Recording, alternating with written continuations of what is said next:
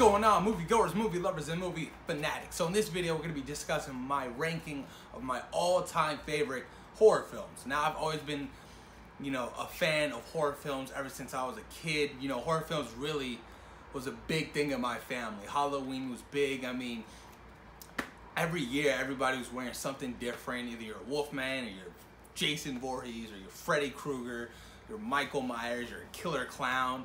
It was just a great time whenever October was around. I remember my mom would decorate the whole entire house Halloween theme, and it was just great. Everybody loved it. But yeah, man, I've always loved horror films. I've always had a passion for horror films. I mean, the suspense, the adrenaline you get from watching them is something great, and I love it. But this list was hard to make. I will admit that. This list was incredibly hard to make. To come up with my all-time favorite 10, it's like, shit, that's a stretch. You're asking a lot here. But yeah, man, I love films. Let's check into a number 10. I'm gonna go with John Carpenter's The Thing, 1982. Now, this film was great. The practical effects on this movie were astonishing for the time. I mean, all of it. It was just so gut-wrenching and nasty in that scene when they're in the laboratory and he's about to do the shock thing on him, and the fucking stomach opens up and clamps his hands. Jesus, just terrifying, but that's number 10, John Carpenter's The Thing. Going at number 9, 28 Days Later, 2002, directed by Danny Boyle. Now, this was a particularly great zombie film that I really fell in love with, because I love and always appreciate zombie films, dating back from Night of the Living Dead to Return of the Living Dead to Shaun of the Dead, just zombie films in general. Now, this film was just all out craziness for me. I mean, they take place in London, and super fast running zombies was terrifying at the time. I was like, holy shit. I was like, there's no way in hell I can get away from these zombies if they're after me. I mean, these dudes were fast. But that's number 9, 28 Days Later. Coming at number 8. Now, this film right here was a book that I read called Pet Sematary by Stephen King. In 1989, they made a film directed by Kevin Kolchak, I think that's how you say his name, and Dennis Midmeyer. Now, this film was terrifying. It's still terrifying to this day. I can't watch it alone. I mean, it was just scary as fuck. The little kid Gage, and the creepy looking cat, and the dead guy who's walking around talking to the main actor. I forgot his name. But man, boy, it was terrifying. I love this film, and they came out with the sequel, which was good too. I enjoyed the sequel, not as good as the first. But I heard they're remaking it within this next couple of years, so I'm interested to see how that goes, because this first one was legendary. So I don't want them to fuck it up whatsoever. But yeah, we'll see how that goes. That was number 8, Pet Sematary. Coming in at number 7, American Werewolf in London, 1981, directed by John Landis. Now, this film was great. Like I said, I'm a huge fan of practical effects. I really am.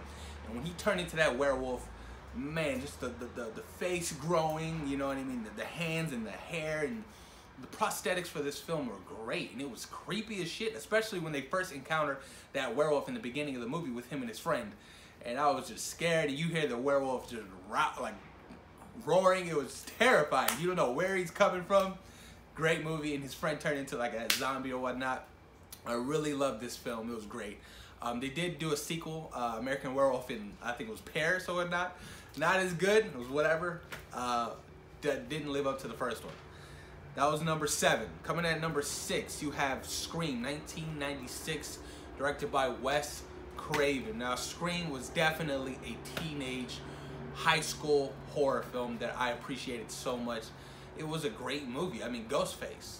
It was, something that we've never really seen before, with this new character, and Wes Craven did a great job of really capturing the whole aspect of it being in high school. And the cast, I love the cast. The cast was great. The cast was so believable at the time. It was 96, so high school students look like high school students. I feel like high school students nowadays look like middle school students. But yeah, I mean, I really enjoyed Scream. I mean, what's your favorite scary movie? I mean, that went on to to do so much damage within the whole Scary Movie franchise and stuff like that. But Scream was definitely on this list at number 6. Number 5, coming in, Silence of the Lambs, 1991, directed by Jonathan Demme. Now, Silence of the Lambs, Anthony Hopkins' performance was spectacular. It was phenomenal. It was gut-wrenching. It was terrifying. It was so believable. He did a great job with his performance in this film. And Jodie Foster as well. She's great actress. Great actress. Even Buffalo Bill. You know that one scene when he put legs and he's dancing and shit like that. It's just great. Silence of the Lambs was really well written, and it will definitely be, you know, always in my top 10. You know, as far as horror films, I can watch that movie anytime out of the day. I enjoy that film so much. That was number 5, Silence of the Lambs. Coming in at number 4, Child's Play, 1988, directed by Tom Holland. Now, Child's Play will forever be one of the greats. Chucky, that little terrifying, red-haired, freckled little killer. Ade Dewey Dumbella, give me the power, I beg of you. I mean, that's just so iconic. This film was great. The practical effects, I will always go down to the practical effects. The animatronics for this Chucky doll were great. They were phenomenal. They were so good. And the way it moved, the face and everything, it was dope. This film was scary as hell growing up at the time as a kid. I mean, I was terrified. I was just like, ugh. Always afraid. I remember, you know, when I was a kid, we had this toy room, right? And we had it, so many creepy looking toys. We had these ice cream dolls that looked like Chucky dolls. And I remember one time me and my brother got in trouble and my mom put us in this room, and my God, we were terrified because those dolls were looking at us. We were scared shitless. But yeah, I mean, Child's Play will always be great. I mean, I forgot the guy's name who does the voice. Damn it, Dolph something, maybe along those lines. But that voice is so iconic. I mean, it's great. And they did, you know, several films. Child's Play 2, which I enjoyed. Child's Play 3, I enjoyed. But after that, it just fell completely flat for me. That was number 4, Child's Play. Coming at number 3, you have The Exorcist, 1973, directed by William Friedkin. Now, The Exorcist is an all-time great. It's deeply demonic, terrifying of what that makeup and what that child was able to do, you know, with just selling the role as being possessed and demonically frightening. It was just terrifying. That film was great, man. Still to this day, I love and enjoy watching The Exorcist. I mean, most people don't because they're all terrified and petrified of the film. Oh man, it brings bad luck. Come on, it's a movie. But it was great. Fun story. You know, at the end where the priest jumped out of the window, I got to see the staircase in San Francisco. That's where they filmed that film. So that was pretty cool to see, a little throwback. But yeah, man, The Exorcist was good. Like I said, the makeup was great. The whole vomiting and just shit, the iconic lines. And when she turns her head around and she's like, do you know what she did? Your cunting daughter? Like, damn, that shit was just great. This movie was awesome. That was number 3, The Exorcist. Coming at number 2, The Texas Chainsaw Massacre, 1974, directed by Tobe Hooper. Now, the one thing I will have to say about this film was, boy, that big man can run with that chainsaw. And this is the original. And I'm talking about in the 70s, right? This is the only horror film, I think the only horror film, don't quote me, to have no music during its entire duration. So there was no music playing in this whole entire film, which made it even more scarier. Because you can hear everything. It was terrifying. Completely terrifying. Texas Chainsaw Massacre was great.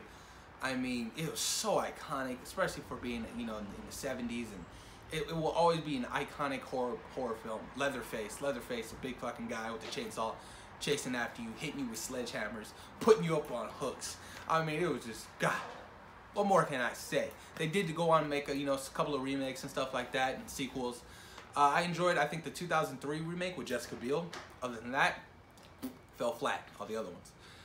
Number 1, Halloween 1978, directed by John Carpenter, is my all-time favorite horror film.